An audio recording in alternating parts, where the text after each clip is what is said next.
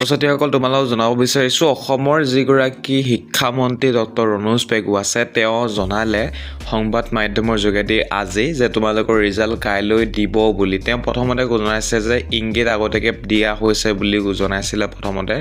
তাৰ পাছত একদম তেওঁ কনফাৰ্ম বুলি জনাই দিয়ে সংবাদ মাধ্যমত যে 10 তাৰিখে তোমালোকৰ মেট্ৰিক পৰীক্ষাৰ ফলাফল ঘোষণা কৰিব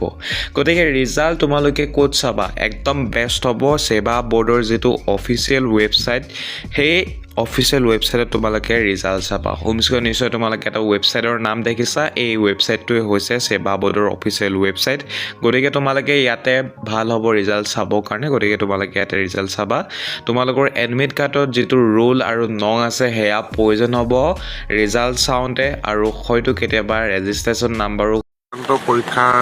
ফলাফল ইতিমধ্যে ৰেডি হৈছে বুলি মই গম পাইছোঁ আৰু আজি যেহেতু নিৰ্বাচন আগতীয়া এটা ইংগিত দিয়া হৈছিলে যে নিৰ্বাচনৰ পিছদিনাখনে ফলাফল ঘোষণা কৰা হ'ব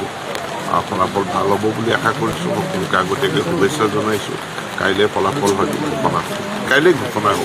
হ'ব ফলাফল ৰেডি হৈ আছে ঘোষণা হ'ব